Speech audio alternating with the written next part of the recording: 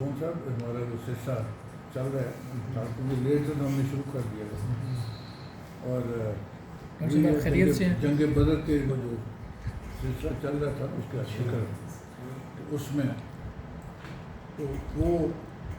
فرمایا جا رہا ہے نبی پاک کو کہ جب ان کی جانیں قبض ہو رہی تھی کفار کی تو اس وقت ان کی حالت کیا تھی؟ فذوقوا عذاب الحریق، اور ان کے فرشتے ان کے وجوہ ہوں ان کے مارتے تھے چہروں پر اور ادبارہم اور